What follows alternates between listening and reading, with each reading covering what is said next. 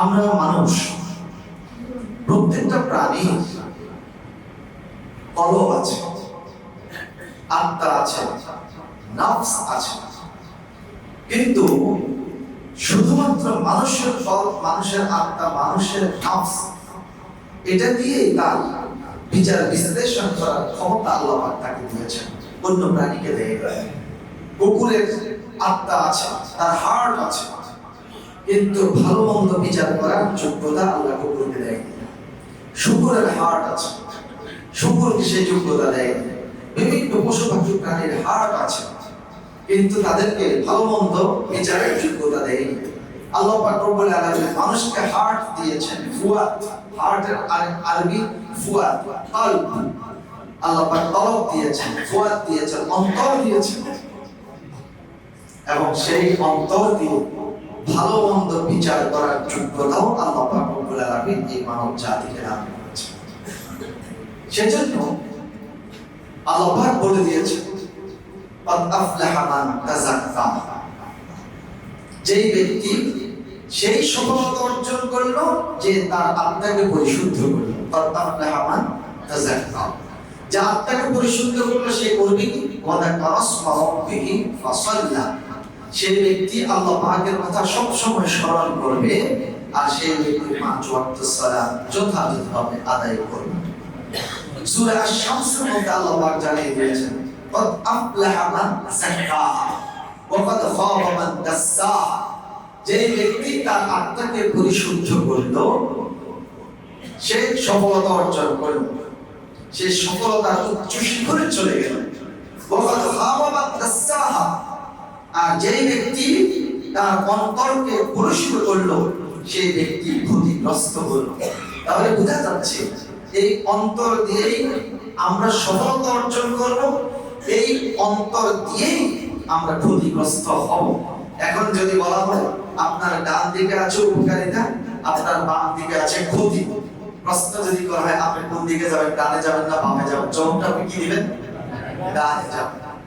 আলহামদুলিল্লাহ, তাহলে আমরা আমাদের আত্মাকে পরিশুদ্ধ করব। এই কথা বলতে গিয়ে, আয়াতে কারিমার বিশ্লেষণ করতে গিয়ে কোরআনুল কারীমের 3 জায়গা থেকে রাসূল সাল্লাল্লাহু আলাইহি ওয়াসাল্লাম আয়াত নিয়ে আসলেন। এরপরে আল্লাহর কোরআন দিয়ে রাসূল সাল্লাল্লাহু আলাইহি ওয়াসাল্লাম নিজে তাফসীর করতেছেন। এই মানুষের অর্থ রব্বুল আলামিন 3টা ভাগে ভাগ করেছেন। কয়টা ভাগে? 3টা ভাগে। খুব খেয়াল করুন। আমরা যদি এই আলোচনাটা হৃদয়ে অ্যাকসেপ্ট করতে পারি, গ্রহণ করতে পারি, আমার বিশ্বাস আমরা দুনিয়া আখিরাত দোনো জাহানের জন্য আমরা সফলতা অর্জন করতে পারবো ইনশাআল্লাহ। আল্লাহ তুমি আমাদেরকে তৌফিক দাও, আমিন, আল্লাহুম্মা আমিন। সম্মানিত মুসলিম, এই অন্তরটা 3টা ভাগে ভাগ করা হয়েছে। 3 ধরনের, 3 রকম অন্তর। একটা হচ্ছে বিসুইল আমারাতিন নফস, আরেকটা হলো আল-লাওয়ামাতুন নফস, আরেকটা হলো আল-মুতমাইন্নাতুন নফস। এটা হলো 3টা। বিসুইল আমারাতিন নফস, এটাকে বলা হয় নফসে আমারা। আর দ্বিতীয়টা হচ্ছে নফসে লাওয়ামা, তৃতীয়টা হচ্ছে নফসে মুতমাইন্না।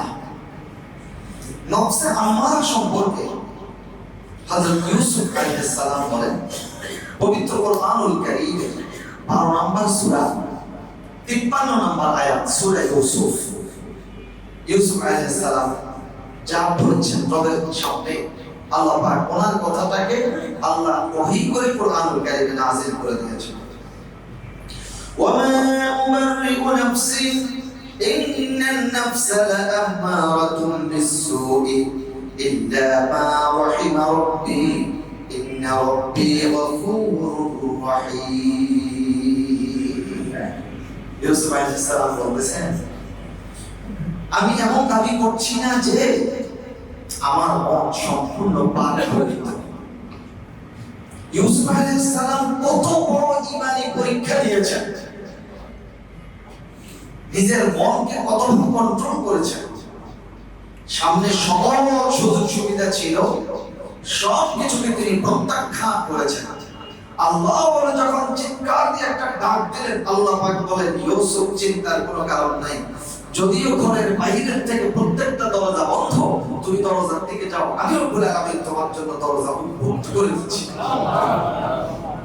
সেই ইউসুফ আলাইহিস সালাম ইমানের এত পরীক্ষা দিয়েছেন, চরিত্রের পরীক্ষা দিয়ে সর্বোচ্চ চরিত্র অধিকারী তিনি লাভ করেছেন। সেই জামানা, সেই পবিত্র নবী, তিনি তো আল্লাহর নবী ইউসুফ। তিনি বলছেন ওয়ামা উবারিউ নাফসি ইন্নান নাফসা লাআম্মারাতুন বিসসু।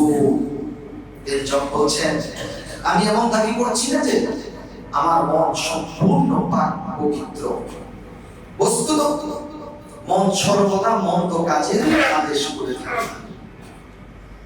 ইন্নান নাফসা, নিশ্চয় মন, নিশ্চয় অন্তর, লাআম্মারাতুন বিসসু, খারাপ কাজের দিকে আদেশ করে, খারাপ কাজের দিকে টানতে থাকে। তবে ইল্লা মা রাহিমা রাব্বি, তবে যদি আমার রব আমার প্রতি দয়া করে, আমার রব আমার প্রতি রহম করে। এরপরে ইউসুফ আলাইহিস সালাম বলতেছেন রব সম্পর্কে, ইন্না রাব্বি, নিশ্চয়ই আমার রব গফুরুন, ক্ষমাশীল, রহিম, এবং তিনি দয়াময়। সুবহানাল্লাহ। তাহলে বোঝা যাচ্ছে ইউসুফ আলাইহিস সালাম বলেন অন্তর, এটা অন্তর নফস, নফসে আম্মারার দিকে যায়। এখন নফসে আম্মারা কোনটা? যে নফস, যে অন্তর শুধু কেবল খারাপ কাজ করতে চায়, শুধু খারাপ কাজ করতে চায়, সেটা হচ্ছে নফসে আম্মারা। কোনো ভালো কাজের দিকে মন যায় না।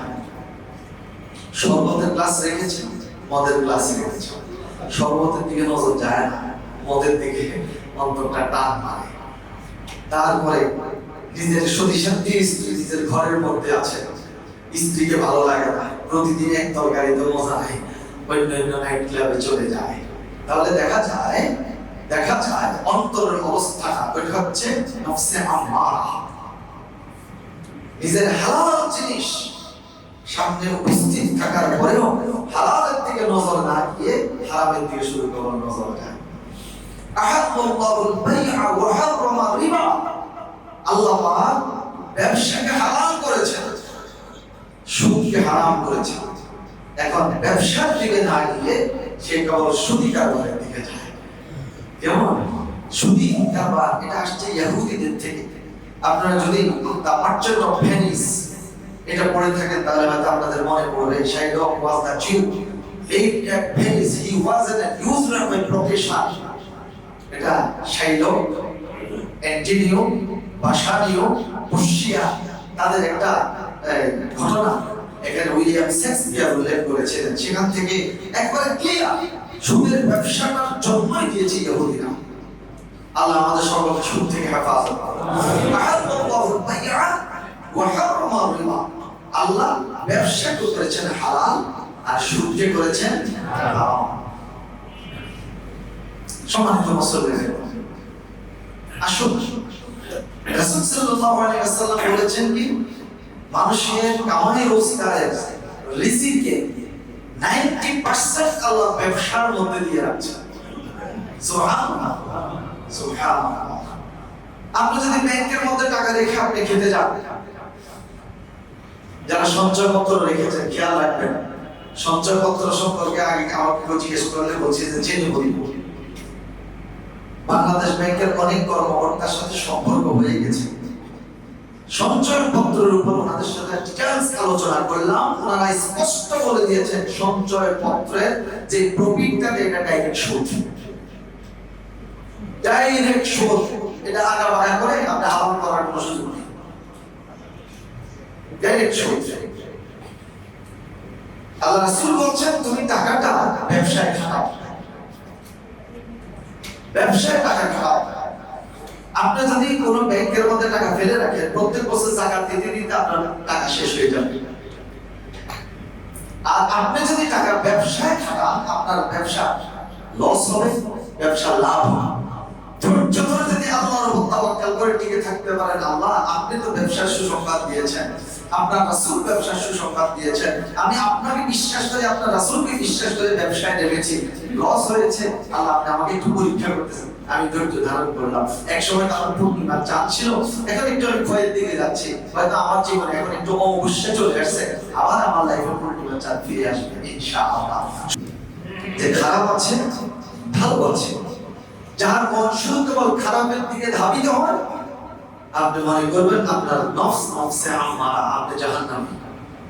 আপনি নিজেকে নিজে সার্টিফিকেট দিতে পারবেন আপনি জান্নাতি না জাহান্নামী, অন্য কেউ লাগবে না।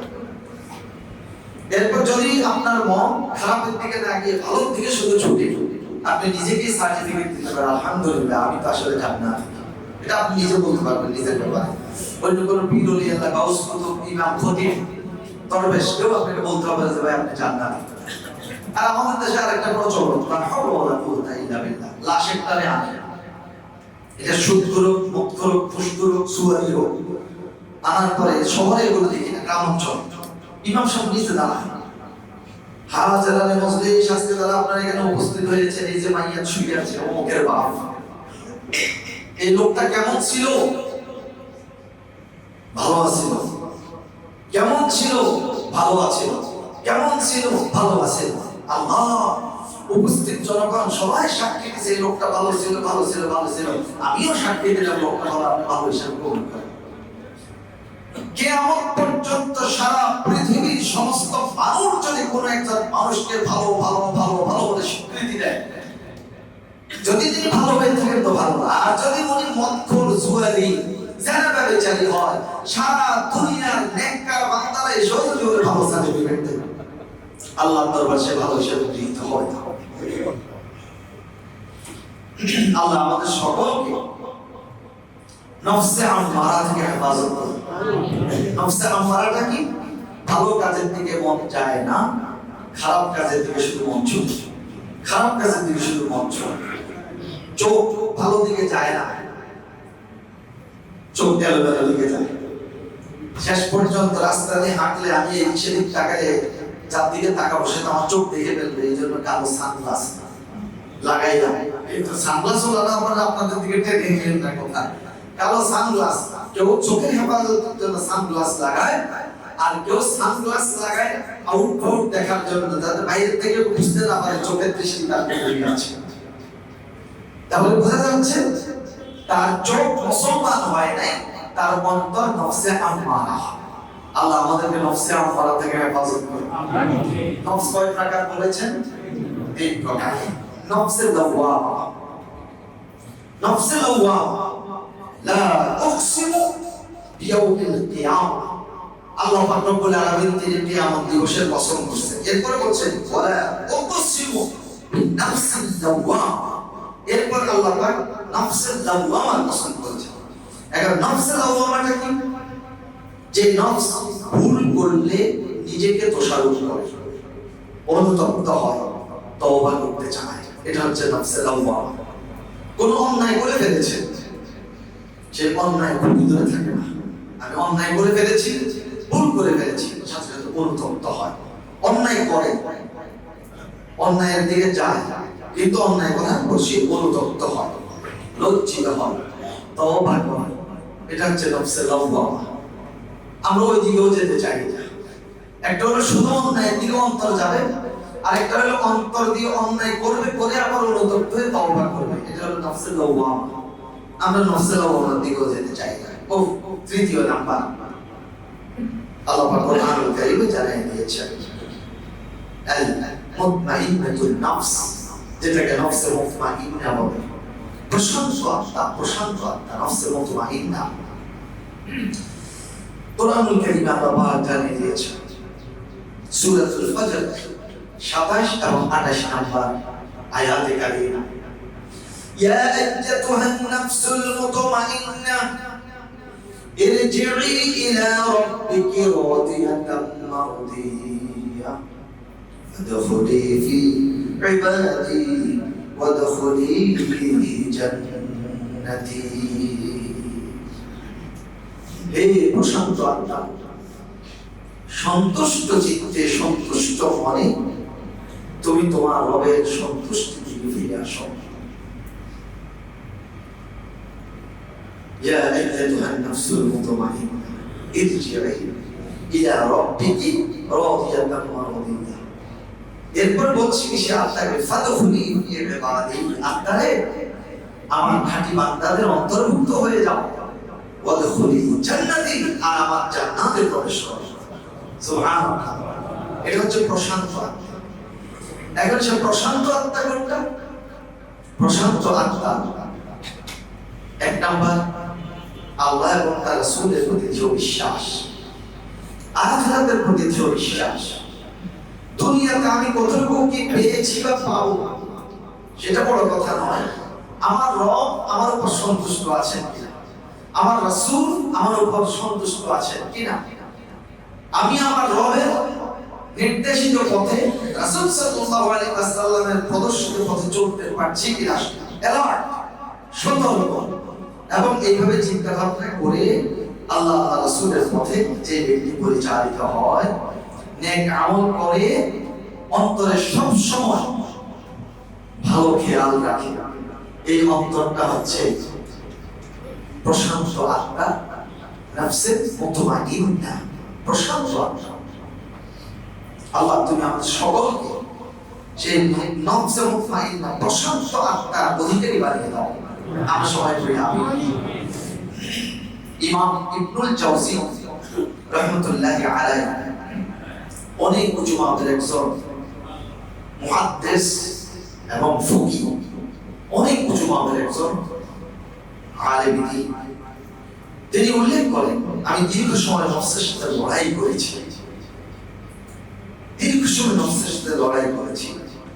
কখনো আমি জিতি, কখনো নফস জিতে যায়। বলতে পারবেন তো এটা কোন নফস? নফসে আমারা, নফসে লাওয়ামা। কখনো নফস বিজয়ী হয়, কখনো তিনি বিজয়ী হয়। অনুভূতি আছে, নফসের কাছে হেরে গেলে সাথে সাথে অনুতপ্ত হয়, তওবা করে, লজ্জিত হয়, আল্লাহর কাছে ক্ষমা চায়। নফসে লাওয়ামা। একদিন তিনি একান্তভাবে নিজের নফসকে ধিক্কার দিলেন, আচ্ছা তুমি তো সন্দেহযুক্ত সম্পদ কামাই করছো, জমা করছো, আর তুমি তা ভোগ করতে পারবে না। তুমি তো দুনিয়া থেকে চলে যাবে, সম্পদগুলো থেকে যাবে। যারা এই সম্পদটা ভোগ করবে, এই আত্মা, তারা কি তোমার কোনো দায়িত্ব নিবে? মানে আমার নফস আমাকে জবাব দিচ্ছে না, তারা আমার কোনো দায়িত্ব নিবে না।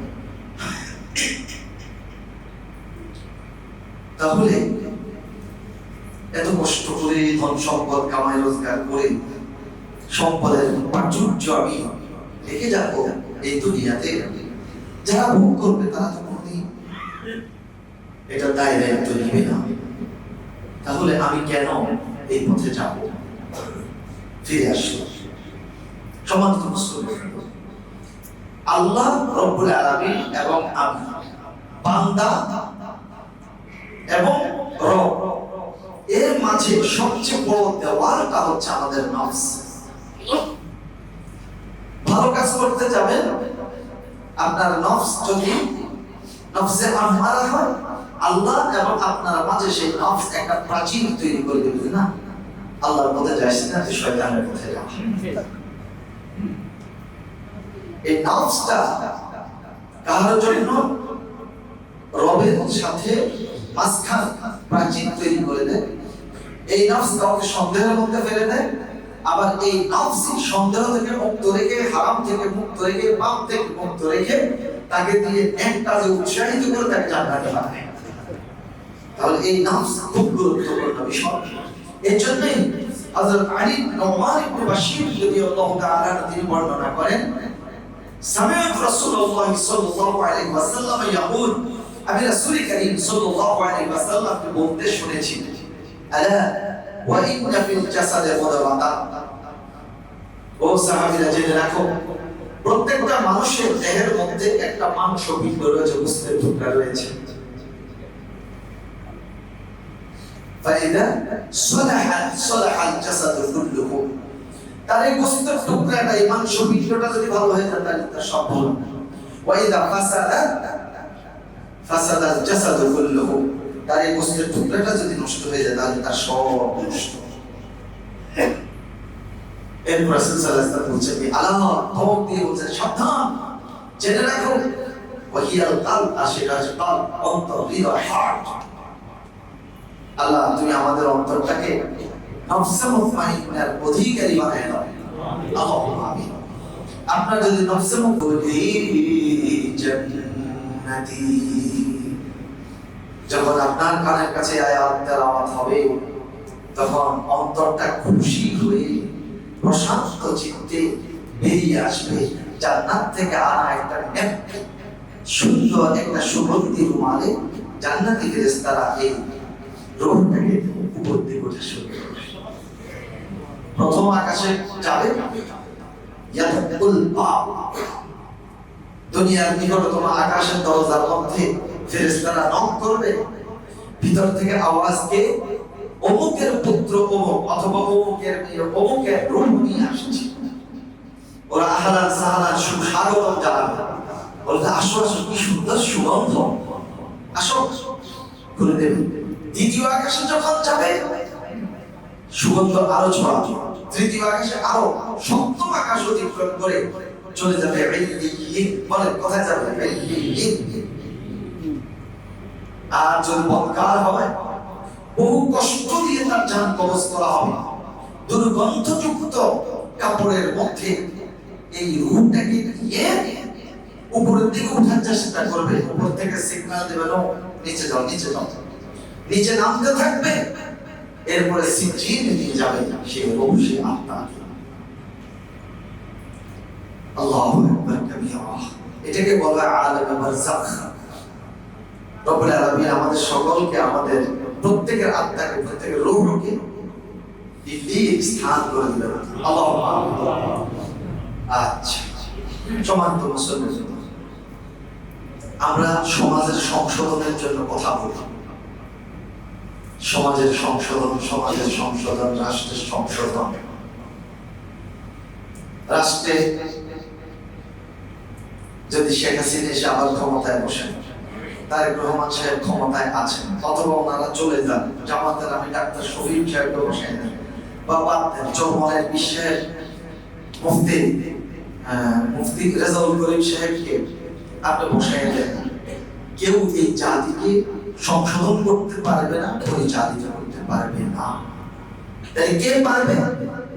এই জাতিকে আগে নিজেকে সংশোধন করতে হবে। যদি আমরা প্রত্যেকে নিজেকে সংশোধন করি, এই মসজিদে যদি আমার 5000 মুসল্লি আমরা এখানে আসি, প্রত্যেকে যদি সংশোধিত আত্মা নিয়ে, পরিচ্ছন্ন আত্মা নিয়ে মসজিদে আসি, তাহলে জুতা সব যদি বাইরে থাকে, কারো কি কোনো টেনশন থাকবে নাকি বলেন? টেনশন থাকবে না। মুয়াজ্জিন সাহেবরা মাঝে মধ্যে বলে আমরা স্যান্ডেল জুতা হেফাজত করি। এই কথা কেন বলতে হয়? এই মসজিদের মধ্যে যত মুসল্লি আছে সব মুসল্লি না, কেউ আসে মুসল্লি আর কেউ আসে চোর মুসল্লি বেশি। প্রত্যেকে যদি তার আত্মাকে সংশোধন করে ফেলে, আমরা যদি প্রত্যেকে নিজের স্থানে সংশোধিত হয়ে যাই, তাহলে ব্যক্তি সংশোধিত, পরিবার সংশোধিত, এই পরিবারগুলোর সমন্বয় হবে মহল্লা, মহল্লা সংশোধিত, ওয়ার্ড সংশোধিত, এরপর থানা সংশোধিত, নির্বাচনী আসন সংশোধিত, নির্বাচনী প্রত্যেকটা আসন 300 আসনের মানুষগুলো যদি সব সংশোধিত হয়ে যায়, তাহলে আমাদের বাংলাদেশ তো হয়ে যাবে নিউজিল্যান্ডের মতো, যেখানে কোনো জেলখানা নেই। জানেন নি এটা? আপনারা নিউজিল্যান্ড জেলখানা নাই কিন্তু সম্মানিত মুসলমান। হযরত আবু বকর রাদিয়াল্লাহু তাআলা এর খেলাফত আমলে 2 বছর প্রধান বিচারপতির দায়িত্বে ছিলেন আমিরুল মুমিনিন খলিফাতুল মুসলিমিন ওমর ফারুক রাদিয়াল্লাহু তাআলা। ওমর ফারুক রাদিয়াল্লাহু তাআলা বললেন, হে খলিফাতুল মুসলিমিন, আবু বকর প্রধান বিচারপতি হিসেবে প্রত্যেক মাসে আমাকে বেতন দিচ্ছেন, একটা বিচারক আসছে, এই পদটা বিলুপ্ত করে। আবু বকর বললেন, না, বিচারপতির পদ রাখতে হবে। মানুষ ভালো, অন্যায় করে, অপরাধ করে, সেজন্য বিচার আসে না, কিন্তু শয়তানের ওয়াসওয়াসায় পড়ে যে কোনো অন্যায় করে ফেলতে পারে। তাহলে মানুষগুলো প্রত্যেকে যদি, আমরা প্রত্যেকটা পার্সন আমরা যদি সংশোধিত হয়ে যাই, ভালো হয়ে যায়, তাহলে আমাদের শাসন করার মতো আসলে লোক লাগবে না। তখন রাষ্ট্র পরিচালনার জন্য শুধু লোক লাগবে, রাষ্ট্রীয় যন্ত্রকে পরিচালনার জন্য, আর মানুষগুলো নিজে নিজেই পাবে, পুলিশ থাকবে না। এখন পুলিশ বাহিনীতে আবার মনে করে যে আমাদের না রাখলে বেতন নেই, পুলিশ বাহিনীর কর্মী চাকরি দিয়ে দেওয়া হবে, অসুবিধা নেই। সম্মানিত বৎসল, তাহলে রাষ্ট্রকে যদি আমরা সংশোধন করতে চাই, তাহলে রাষ্ট্রের ক্ষুদ্রতম অংশ হচ্ছে পরিবার। পরিবারকে সংশোধন করতে হবে। পরিবারকে যদি সংশোধন করতে হয়, পরিবারের প্রত্যেকটা পার্সন সংশোধিত হতে হবে। প্রত্যেকের নফসে মুতমাইন্নার অধিকারী হবে, তাহলে দেখবেন যে ব্যক্তি ভালো, পরিবার ভালো, সমাজ ভালো, রাষ্ট্র ভালো, সবকিছু ভালো। সেখানে থাকবে না খুন খারাপই, থাকবে না রাহাজানি, ছিনতাই, ডাকাতি, অপহরণ, কিচ্ছু থাকবে না। সেখানে থাকবে শুধু শান্তি আর শান্তি। মূলত সব কিছু ঘুরে ফিরে যাচ্ছে আমাদের অন্তরের দিকে। আমি কি বুঝাতে পেরেছি? এবার আপনারা একটু বলেন, অন্তর কয় প্রকার? তিন প্রকার। নফসে আম্মারা, বলেন নফসে নফসে লাওয়ামা, নফসে মুতমাইন্না, নফসে। আচ্ছা, এখন আমরা কি আম্মারা, নফসে আম্মারার অধিকারী হতে চাই? কেউ আছেন? নাই। নফসে লাওয়ামা, নফসে মুতমাইন্না আমরা সবাই আছি।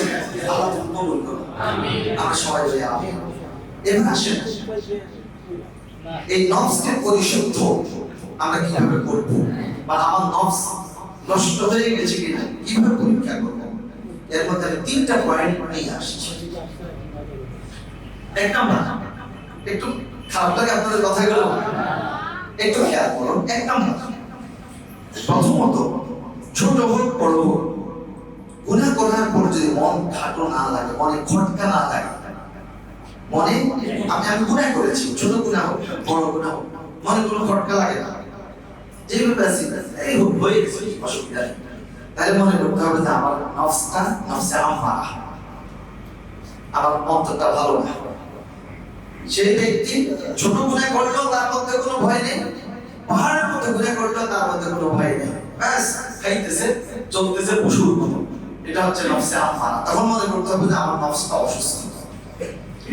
ইবাদতের স্বাদ হারিয়ে ফেলা, ইবাদত করতে তৃপ্তি পাই না, ভাই আসে না নামাজ, আরে মিয়া কত নামাজ পড়ছে, এখনো যা পড়ছে ওগুলোর খবর আসে না। আপনি যান মিয়া মসজিদে, আমি আসি, আপনারা ধাক্কা মেরে মসজিদে পড়াই দিলে আর আরেক থেকে গিয়ে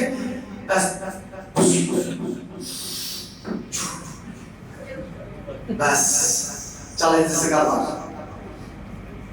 সম্মানিত মুসল্লি, আপনি মসজিদে আসলেন, আপনার বৈঠক কাছে চলে গেলেন, তাহলে মনে করতে হবে আপনি ইবাদতে স্বাদ হারিয়ে ফেলছেন, আপনার অন্তরটা মরে গেছে, নষ্ট হয়ে গেছে। ফজরের সালাত, as-salatu khayrun minan nawm, মুয়াজ্জিন কি সুমধুর কণ্ঠে আপনাকে ডাকছেন, কেউ ওই সোনার উপরে আজানের ধ্বনি, মর্মে মর্মে সেই সুর বাজিল সুমধুর, আকুল হইল প্রাণ নাচিল ধমনী। আপনার মনও আকুল হইল না, ধমনীও আকুল হইল না, আজানের আওয়াজটা আপনার ভালো লাগলো না, আপনার এসি রুমের মধ্যে কোন বালিশটাকে বুকে জড়াই ধরে আরো কতক্ষণ চেপে আপনি ঘুরে যাচ্ছেন। মনে করতে হবে যে কোন বালিশের মহব্বত আপনার ভিতরে ঢুকছে, আল্লাহর মহব্বত নাই, আপনার অন্তরটা নষ্ট। তৃতীয়, কোরআন তেলাওয়াত শুনলে এত তো ভালো লাগে না, জিকির আজকার ভালো লাগে না, তাই ভালো লাগে কি একটা গান ছাড়ে সুন্দর করে, তারপরে এই সুন্দর একটু চুটকি মুটকি বলেন না, একটা গল্প বলেন, একটা হাসাহাসি, তাহলে কোরআন ভালো লাগে না, আল্লাহ জিকির ভালো লাগে না, ইবাদত বন্দেগী ভালো লাগে না, গল্প গুজব আড্ডা ফাড্ডা, গান বাদ্য, নাচা নাচি, কনসার্ট, এগুলো ভালো লাগে, তাহলে মনে করতে হবে যে আমার অন্তরটা নষ্ট। তাহলে এই মরা অন্তর, এখন এটা চিকিৎসা করতে হবে। তাই কিভাবে করবো? নফসকে পরিশুদ্ধ করার জন্য 5টি কার্যকর পদক্ষেপ। এক নম্বর, আগে আপনার নফসকে ক্লাসিফিকেশন করুন। আপনার নফসকে আম্মারা, নফসকে লাওয়ামা, নাকি নফস মুতমাইন্না। মুতমাইন্না যদি তাহলে চিকিৎসার দরকার নেই, যদি আম্মারা হয় তাহলে আপনাকে চিকিৎসা করতে হবে, চিকিৎসা করতে হবে। এরপর আসেন দ্বিতীয়ত, আমি অনেক বড় দিনদার, আমি অনেক বড় দিনদার, এই অহংকার যদি আমার আপনার আমাদের কারো অন্তরের মধ্যে চলে আসে, কাজ মনে করতে হবে যে তার অন্তর শেষ। নিজেকে নিজে বড় দিনদার মনে করেন না, ভাই আপনার ঘরে তো চোর আসছিল, যখন চিৎকার করছে আমি বের হইতে পারিনি। আর আমার কি জন্য বের হইতে পারেন না? আমি তখন তাহাজ্জুদ পড়তেছিলাম। আমি তখন তাহাজ্জুদ পড়তেছিলাম। মানে এই কথাটা বুঝাচ্ছে যে তাহাজ্জুদ গুজা। আপনি তাহাজ্জুদ পড়েন, কোনদিন আপনি এটা প্রকাশ করবেন না। তাহাজ্জুদ যেটা আল্লাহ গোপন রেখেছেন, ভোর রাতে দুনিয়ার মানুষ সব ঘুমে নিমজ্জিত, আল্লাহ আপনাকে তৌফিক দিয়েছে, আপনি তাহাজ্জুদ পড়ছেন, এটা বলে যদি বেরোন আপনার তাহাজ্জুদের আমল শেষ। এটা গোপন রাখবেন, যত চেপে ধরে রাখবেন, গোপন রাখবেন, তত এটা শক্তিশালী হয়। আর যদি আপনি প্রকাশ করেন শেষ। আমি তো 6 রোজা রাখছি। হ্যালো, আসসালামু আলাইকুম। জি ওয়ালাইকুম আসসালাম। আপনি আমার অফিসে আসতেছি, তবে সবসময় তো খাওয়ার জন্য পিড়ে করে আছে, এই কিছু ব্যবস্থা করে না। তো কেন? আমি কিন্তু 6 রোজা রাখছি। 6 রোজা হচ্ছে সবার মাস চলতেছে, তা আপনি 6 রোজা রাখছেন, আগে সিগন্যাল দেওয়ার দরকার নেই। আপনি সেখানে গিয়েছেন, আপনার সামনে কিছু দিয়েছে, ভাই আপনারা খান, আমার একটু সমস্যা আছে, আপনি খাও না, ওই নারের সমস্যা। যিনি আপনাকে দিয়েছেন উনি নিজে বুঝে নেবেন যে এখন শাওয়াল মাস, উনি মনে 6 রোজা রাখছেন। যদি একান্ত ধরেই বলে আপনি 6 রোজা রাখছেন, ভাই থাক, বলার দরকার নেই, দোয়া করেন। আমি 6 রোজা রাখছি, ভাই দোয়া করেন আজকে আমার রোজা 5টা, দোয়া করেন 3টা, দোয়া করেন আজকে আমার 6টা পূর্ণ হচ্ছে। এই করে আপনার পুরো 6 রোজা নষ্ট করে দিলেন। সম্মানিত মুসলিম, কিন্তু নিজেকে দিনদার বড় মনে করার দরকার নেই। মনে করে আমি তো অনেক বেশি আমল করবো, তো আমার মধ্যে এত করে না। আরে উনি হয়তো তাহাজ্জুদ পড়ে না, উনি আপনার মতো সালাতুল ওয়াবিন পড়ে না, উনি ফরজ যা পড়ে শুদ্ধ সহি করে পড়ে। আলহামদুলিল্লাহি রাব্বিল আলামিন দিয়ে উনি নামাজ পড়েন। আলাম তারা কাইফা ফাআলা রাব্বুকা বিআসহাবিল ফিল দিয়ে নামাজ পড়েন। আর আপনি তাহাজ্জুদ পড়েন, আপনি একেবারে আওয়ামিন 6 রাকাত 12 রাকাত আপনি পড়া শুরু করছেন। আলহামদুলিল্লাহি রাব্বিল আলামিন বিসমিল্লাহির রহমানির রহিম। তাহলে আপনার এত তাহাজ্জুদ, আপনার এত আওয়ামিন, এর চেয়ে উনি যে শুধু 2 রাকাত সালাতুল ফজরের ফরজ আদায় করছেন, ওইটার ওয়েট অনেক বেশি। অতএব আপনি নিজেকে এত বেশি পণ্ডিত, এত বেশি দিনদার, এত বেশি বুজুর্গ মনে করেন না।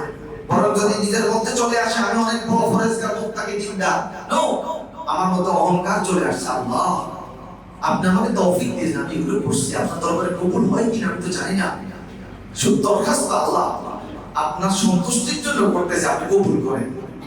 কোনো অহংকার যাতে অন্তরের মধ্যে না আসে। আল্লাহর পথে নিজেকে পরিচালিত করতে মনের বিপরীতে গিয়ে নফসের বিরুদ্ধে যুদ্ধ করতে হবে। আপনার মনে চায় উল্টা পাল্টা কাজ করতে, তাহলে আপনি অস্ত্র দিয়ে শত্রুর বিরুদ্ধে যুদ্ধ করার চেয়েও আপনি আপনার নফসের বিরুদ্ধে যুদ্ধ করে, এটা সবচেয়ে বড় যুদ্ধ। প্রচন্ড শীত, ওযু করতে মনে চায় না, নামাজ পড়বো না, মনের সাথে যুদ্ধ করে ঠান্ডা পানিতে হাত ঢুকাই দিলেন, ওযু করলাম, নামাজ পড়লাম, আপনি যুদ্ধে নিজে হয়ে গেলেন। এখন আপনার এই মুহূর্তে যদি আপনি সার্ভারের সামনে থাকতে না পারেন, আপনার 10 লাখ টাকা লস হয়ে যাবে আপনি মনে করছেন। কিন্তু মুয়াজ্জিন সাহেব মসজিদে আযান দিচ্ছে, হাইয়া আলাস সালাহ, হাইয়া আলাল ফালাহ, যোহরের আযান হয়ে গেছে, তুমি যোহরের নামাজ পড়তে আসো, ঠিক আছে, লাভ লস আল্লাহর হাতে। আমি আধা ঘন্টার জন্য মসজিদে চলে যাই, আপনি দেখছেন মনে হয় যেন আপনার 10 লাখ টাকা লস হবে, আপনি নামাজ পড়ে আল্লাহর কাছে সাহায্য চেয়ে এসে দেখেন যে আপনার 15 লাখ টাকা লাভ হয়ে বসে আছে। জাল মেরে যে খেয়েও দেয়, খেয়েও প্রত্যেক খেয়ে কিন্তু বল মাছ ওঠে না, জাল মারতে থাকে। সকাল 9টায় নামছে, 2টা বেজে গেছে, এখন পর্যন্ত পায় না, কিন্তু হতাশ না, আল্লাহ ভরসা। সোয়া 2টার সময় ঘিরে জাল দিয়ে মারছে, কারণ এই তো চেপে ধরছে, আর চিৎকার দিয়ে উঠলো বল। পুকুরের মধ্যে যারা আছে সবাই নিয়ে আসছে, মাশাআল্লাহ বল তো পড়ে গেছে, আসলে এবার উঠো, দেখা যায় 15 কেজি ওজনের বোয়াল, এটা কাটো, বাড়ির সবাই এসে ভাগ বাটোয়ারা করে খায়। তাই প্রত্যেক খেয়ে কিন্তু বোয়াল উঠে। আল্লাহর সন্তুষ্টির জন্য নামাজে আপনি থাকতে হবে। আপনার নফস বলছে চাইছ না, তো লস হবে, কিন্তু নফসের সাথে যুদ্ধ করে মসজিদে চলে গেলেন, আপনার রব্বুল আলামিনের দরবারে সিজদায়, কিন্তু আপনার জালের মধ্যে টিকে বড় বোয়াল লেগে গেছে। সুবহানাল্লাহ বলুন না, আল্লাহর উপর তাওয়াক্কুলটা বাড়াইতে হবে। এরপরে আসেন ধৈর্য ও বিনয়ের মতো গুণগুলো বারবার অনুশীলনের মাধ্যমে নিজের স্বভাবে পরিণত করা। ধৈর্য, আপনি মুসিবতে পড়ে গেছেন, আপনি ধৈর্য ধরেন। জাযাউ সবরি রিদা রাব্বি, ধৈর্যের প্রতিদান আল্লাহর সন্তুষ্টি। আপনি ধৈর্য ধরেন, আপনি বিনয়ী হন, এটা প্র্যাকটিস করেন, দেখবেন আপনার অন্তর কলবে মুতমাইন্না হয়ে যাবে। এরপরে পঞ্চম নাম্বার, আল্লাহর কাছে নিজের মুখাপেক্ষিতা প্রকাশ করা। আল্লাহর কাছে আপনি মুখাপেক্ষী হন। ইন্না লিল্লাহি ওয়া ইন্না ইলাইহি রাজিউন। আল্লাহ, আমরা তো আপনার থেকে এসেছি, আপনার পক্ষ থেকে এসেছি, আমরা আপনার দিকে আবার ফিরে যাব। এরপর যদি মুসিবত থাকে, আল্লাহুম্মা আজুরনি ফি মুসিবাতি ওয়া আখলিফনি খায়রাম মিনহা। বাস, আপনি এতদিন 10 কোটি টাকার মালিক ছিলেন, দিন থেকে আপনি যদি রব্বুল আলামিনের কাছে বলতে পারেন, 10 কোটি টাকা থেকে আপনি শূন্যের কোটায় চলে আসছেন। রাসূল সাল্লাল্লাহু আলাইহি ওয়াসাল্লাম বলেন, তুমি আমল করো, ইন্না লিল্লাহি ওয়া ইন্না ইলাইহি রাজিউন, আল্লাহুম্মা আজুরনি ফি মুসিবাতি ওয়া আখলিফনি খায়রাম মিনহা। এক্সাম্পল, আপনি যদি আগে 10 কোটি টাকার মালিক থেকে থাকেন, এই আমলের বিনিময়ে এবং চেষ্টার বিনিময়ে আল্লাহ পাক রব্বুল আলামিন এবার আপনাকে 20 কোটি টাকার মালিক বানিয়ে দেবে। আগে যতটুকু ভালো ছিলেন, বিপদ মুসিবতের পড়ার পর আল্লাহকে ভুলে না গিয়ে আল্লাহর মুখাপেক্ষী হন এবং দোয়া করতে থাকেন, আল্লাহ পূর্বের চেয়ে আপনাকে আরো ভালো অবস্থায় নিয়ে যাবেন। বলেন, আল্লাহ কি পারবেন না? পারবেন না। আসুন আমরা আমাদের এই গোসপেল প্রোগ্রাম কলমটাকে আমরা সবাই ঠিক করে দিই। রব্বুল আলামিন আমাদের সকলকে কলমটা ঠিক করার তৌফিক দান করুন। আমিন।